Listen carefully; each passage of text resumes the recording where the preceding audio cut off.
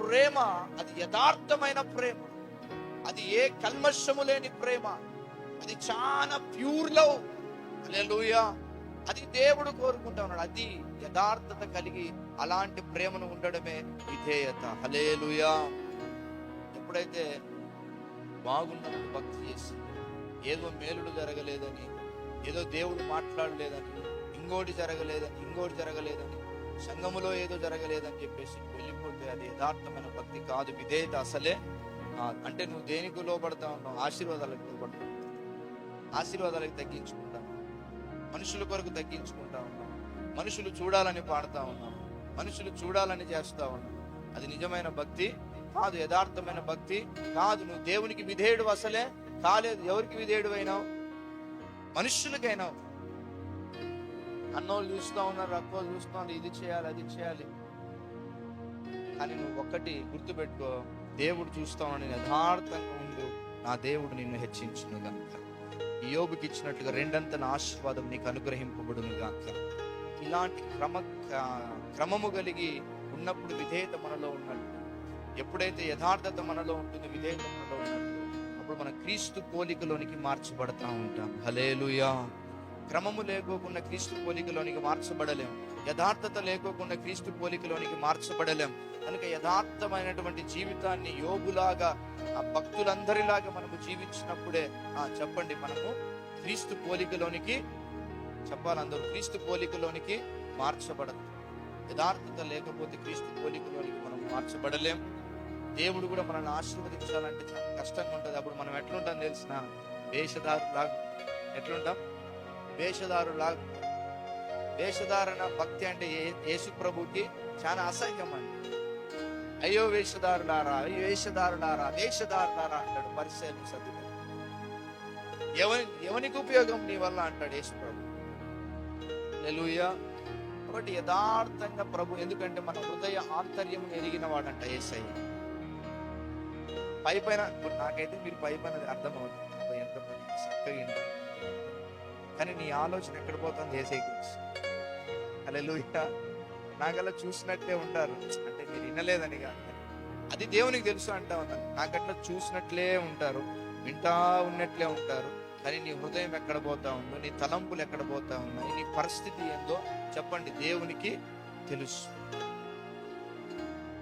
అందుకనే మన హృదయంలో ఎప్పుడు యథార్థతను మనం కలిగి ఉండాలి. నీ సహోదరుడు వచ్చినప్పుడు, లేదంటే నీకు తెలిసిన వ్యక్తి వచ్చినప్పుడు ఎటువంటి సభ్యతను కలిగి ఉంటా, వెళ్ళిన తర్వాత కూడా అటువంటి సభ్యతనే కలిగి ఉంది. ఆమేన్. ఒకరిని చూస్తే ఒకరికి పచ్చిగడ్డ వేస్తే బగ్గుమన్నట్టుగా ఉండదు. మళ్ళా చెప్పండి, ప్రేమతో. ఏం వందనాలు అవి? ప్రేమ వందనాలు. అట్లాంటి వందనాలను దేవుడు ఒప్పుకోడు. అట్లాంటి వందనాలు మరియమ్మ పెట్టింటే యోహాన్ గారు గంతులేసేవాళ్ళు కాదు. హల్లెలూయా. ఎప్పుడైతే నిజమైన యథార్థతతో కూడినటువంటి నువ్వు ప్రైస్లాడ్ చెప్తావో, అది నిజంగా దేవుడు స్వీకరిస్తాడు. తద్వారా నీకు బ్లెస్సింగ్ వస్తుంది. ఆమేన్. ఏమో అనుకుంటారు, చెప్పకపోతే ఏమో అనుకుంటారు, ఫీల్ అవుతున్నట్లు కాదు. యథార్థంగా నువ్వు జీవించు, దేవుడు నిన్ను ఆశీర్వదించును గాక. ఎప్పుడైతే ఆ యథార్థతను కోల్పోతావో, చాలా మంది యథార్థత అంటే ఇవి మాత్రం కాదు, ఇప్పుడు ఏమంటారు, వాక్యాలు ఏమంటారు, అసూయ, ఈర్ష్య, ద్వేషం, ఇవన్నీ పెట్టుకోద్దండి అని దేవుడు చెప్తాడు. మనం చర్చిలో ఏమంటాం? నిజమే అంటాం. కానీ బయటికి పోతే మళ్ళీ ఆ వ్యక్తులను చూడంగానే మనలోనికి ఏమొస్తుంది? అసూయ వచ్చేస్తుంది, ఈర్ష్య వచ్చేస్తుంది. ఇప్పుడు కొత్తగా కొట్టుకుంటా ఉంటారు, తెలుసు మీకు. ఇప్పుడు కొత్తగా కొట్టుకుంటా ఉంటారు, పోయి డైరెక్ట్గా డిష్యూ లేదు, సెల్ ఫోన్లో స్టేటస్ ద్వారా కొట్టుకుంటా ఉన్నారు భార్యాభర్తలు. ఈరోజు ఆమె మాట్లాడలేదు అనుకోండి, ఏదో కొటేషన్ తీసి వాట్సాప్లో పెట్టేస్తుంది. ఆయన చూసుకొని, ఇది నీకు తగ్గట్టుగా నేను పెడతాను, ఆయన పెడతాను. మనకు నచ్చిన వాళ్ళు ఎవరైనా ఉంటే వారి మీద స్టేటస్లు పెట్టేసి, ఇది లేటెస్ట్ గా మనం గొడవ పడతా ఉండేది యుద్ధం. ఇది డిజిటల్ యుద్ధం, ఇది ఆన్లైన్ యుద్ధం జరుగుతుంది. మొత్తానికైతే హృదయంలో అయితే చెప్పండి, ఒక పక్కన ద్వేషం అనేది ఉన్నది, ఒక పక్కన అసూయ అనేది ఉన్నది. అంటే అది యథార్థత కాదు. యేసుప్రభు ఒకవేళ మనముగా నాకేమిలే, నేను భక్తిపరుని, నాకు బాగున్నాయి అన్ని అనుకోవచ్చు, కానీ యేసయ్యకు నువ్వు యథార్థవంతురాలుగా కనబడడం లేదు. యథార్థత అంటే నువ్వు సన్నిధిలో, దేవుని సన్నిధిలో ఎటువంటి మనస్సును కనపరుస్తావో బయట కూడా అటువంటి మనస్సుని కనపరచడమే యథార్థమైనటువంటి జీవితం. అప్పుడే నువ్వు క్రమంగా చెప్పండి క్రీస్తు పోలికలోనికి మార్చబడతావు. హల్లెలూయా. ఎప్పుడైతే మనుషుల మీద ద్వేషాన్ని చిమ్ముతావో అప్పుడు అది యథార్థమైన భక్తి కాదు. ఎందుకంటే యేసయ్యలో నిజంగా ద్వేషము, ఈర్ష్య, అసూయ, కుళ్ళు అనేటివి లేవు. యేసు ప్రభువుని నమ్ముకున్న మనలో కూడా ఉండకూడదంట. ఎందుకంటే మనం కూడా యేసుతో పాటి చనిపోయినాం, ఇంకా సిలువ వేయబడినాం. హల్లెలూయా. ఆ సిలువలో ద్వేషము, ఈర్ష్య, అసూయ అవన్నీ మేకులు కొట్టబడ్డాయి. హల్లెలూయా. ఇంకా మనలో ఉండవలసిందల్లా దేవుని ప్రేమ, యథార్థమైన ప్రేమ కలిగి ఉంటే దేవుడు మనల్ని హెచ్చిస్తాడు. ఎవరిని చూస్తే మనకు నచ్చదో వారి పట్ల విధేయత భావాన్ని కలిగి మంచి మనసుని కలిగి ఉండు. వాళ్ళ ముందరే నా దేవుడు నిన్ను గణపరచునుగా. హల్లెలూయా. ఖచ్చితంగా వాళ్ళ ముందరే నా దేవుడు నిన్ను హెచ్చిస్తాడు. కానీ మనం దేవునికి ఒక అవకాశం ఇవ్వాలి. చెప్పండి, ఏమి ఎలా మీరందరూ మాట్లాడాలి. హల్లెలూయా. దేవునికి వెనకాల ప్రైజ్ ది లార్డ్. హల్లెలూయా. దేవునికి మనము ఒక్క అవకాశం ఇస్తే దేవుడు మనల్ని కనపరుస్తాడు. లేదా అవకాశాలని నువ్వే తీసుకుంటావా, నువ్వే గొడవ పడతావా, నీ ఇష్టం, దేవుడు వదిలేస్తాడు. శత్రువు ముందర నువ్వు హెచ్చింపబడాలి అని అనుకుంటే ఒక్క అవకాశం ఈ శత్రువుని సైతము ప్రేమించు, విధేయత చూపించు. దేవుడు వాళ్ళందరి ముందర నన్ను గనపరుస్తాడు. హల్లెలూయా. నిజం, ఇది నిజం, ఖచ్చితంగా గనపరుస్తాడు. కానీ ఛాన్స్ మనం తీసుకున్నామా, దేవుడు మనల్ని పట్టించుకోడు, వదిలేస్తాడు. నువ్వు ప్రయత్నం చేసుకోమ్మా అంటాడు, నువ్వు ప్రయత్నం చేసుకోనా అంటాడు, అంతే, పట్టించుకోడు. కాబట్టి విధేయత అంటే యథార్థతను కలిగి ఉండడమే, మొదటి ప్రేమను కలిగి ఉండడమే. మనుషుల ముందర ఏ విధంగా ఉంటావు, మనుషులు వెళ్ళిపోయిన తర్వాత కూడా అదే విధంగా ఉండడమే నిజమైనటువంటి విధేయత. హల్లెలూయా. అప్పుడు మనము దేవునికి లోబడతా ఉన్నామని మనకు అర్థమవుతుంది.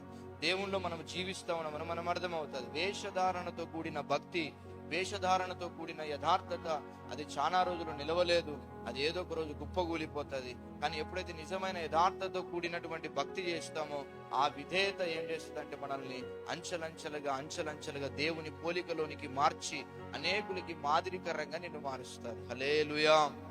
కానీ యథార్థత ఎప్పుడైతే కోల్పోతావో అప్పుడే నీ జీవితానికి ప్రమాదం అనేది వచ్చేస్తుంది. యథార్థత లేనప్పుడు అక్కడ ఒక మాట చెప్తావు, చెప్పండి, ఇక్కడ ఒక మాట చెప్తావు.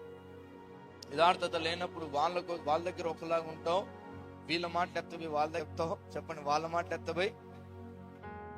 దేవుడు చూస్తా ఉన్నాడు అన్న ఆ భయం, ఆ యథార్థత మనలో కోల్పోతా ఉన్నాం. నా ప్రియ సహోదరుడు, విధేయత అంటే ఏదో వాళ్ళు వచ్చినప్పుడు లేవడమో, లేదంటే ఏదో శరీర సంబంధమైన క్రియలు చూపించడమో విధేయత మాత్రమే కాదు, కానీ ఆంతర్యములో నిజమైనటువంటి ఆ భావాన్ని కలిగి ఉండడమే విధేయత. హల్లెలూయా. అటువంటి విధేయతను దేవుడు కోరుకుంటాం. బాహ్య సంబంధమైన క్రియలు మంచిదే, కనపరుస్తాను, కానీ ఆంతర్యం కూడా అలాగే ఉందా? ఆంతర్యం కూడా బ్రదర్ ప్రైజ్ లార్డ్ అన్నట్టుగానే లోపల కూడా అటువంటి స్వభావాన్ని, అటువంటి భావాన్ని కలిగి ఉన్నావా? ప్రైజ్ లార్డ్ అనడములోనే ఈడు ఇప్పుడే వచ్చినారా అనుకుంటున్నావా? ప్రైజ్ లార్డ్ అని అనడములోనే ఈడు సన్నాసుడు ఇప్పుడే వచ్చినాడు అనమాట, ఈడు దుర్మార్గుడు, దరిద్రుడు. Praise lord. తిన్నావా? నువ్వు తింటావులే. మనుషులు అంటే బయటికేమో ప్రేమ స్వభావం, లోపలేమో క్రూరత్వం. అది దేవునికి నచ్చలేదంట. దేవుని పోలికలోనికి పోవడానికి చాలా కష్టంగా ఉంటుంది.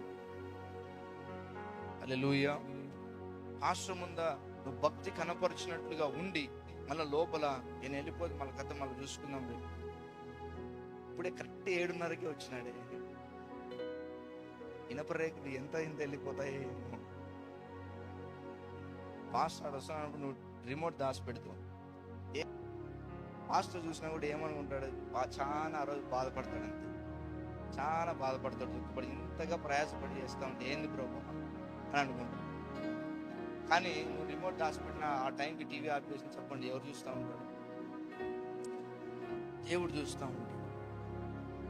అది విధేయత. మాస్టర్ వచ్చినప్పుడు టక్కని ఆఫ్ చేసి రిమోట్ పారేసిన నీకు విధేయత ఉన్నట్లు. నువ్వు క్రియారూపకంగా చేస్తున్నావు కానీ చెప్పు, నీకు ఆంతర్యం ఏం లేదు? చెప్పాల, ఆంతర్యం ఏం లేదు, నిజమైన యథార్థత లేదు. అది దేవుడు కోరుకుంటా ఉన్నాడు. లోపల ఏదైతే ఉంటుందో బయట అదే వస్తుంది. కానీ ఎప్పుడైతే దాన్ని కవర్ చేయడానికి ప్రయత్నం చేస్తామో అది ఏమైపోతుంది అంటే వేషధారణతో కూడిన భక్తిగా మారిపోతుంది.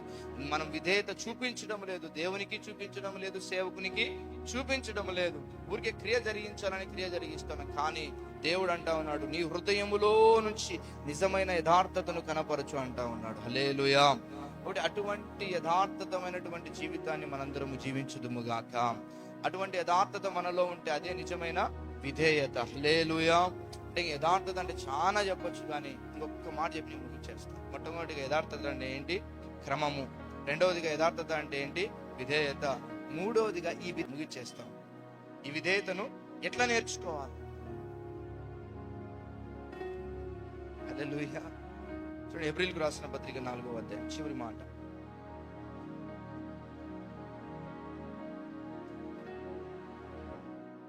ఏప్రిల్కు రాసిన పత్రిక 4వ అధ్యాయం 8వ వచనం. ఏప్రిల్కు రాసిన పత్రిక 5వ అధ్యాయం 8వ వచనం. ఆయన కుమారుడై ఉండి తాను పొందిన శ్రమల వలన చాలండి. యేసు ప్రభు ఎట్లా నేర్చుకున్నాడు విధేయత? శ్రమల వలన విధేయత నేర్చుకున్నాడంట. హల్లెలూయా. ఈ మాట చాలా ఇదిగా అనిపిస్తుంది కదా. చాలా మంది విధేయత ఎట్లా నేర్చుకోవాలంటే కమ్యూనికేషన్ స్కిల్స్ మాత్రం రాదు. ఇది విధేయత 3 నెలలు 4 నెలలు కోచింగ్ తీసుకుంటే రాదు అనంతపురం. హల్లెలూయా. కోచింగ్ సెంటర్లకు పోతే విధేయత రాదు. శ్రమ పొందడం వలన ఏమొస్తుందంట? విధేయత. నొప్పి తెలిసిన వాడే నొప్పి అర్థం చేసుకోగలడు. ఆమేన్. బాధ తెలిసిన వాడే బాధను అర్థం చేసుకోగలడు. హల్లెలూయా. ఆయన శ్రమ పొందినాడు గనక ఆయన విధేయుడు. ఆ శ్రమ ద్వారా విధేయతను నేర్చుకున్నాడంట. ఎప్పుడైతే ఆ శ్రమ నీకు సంభవిస్తుందో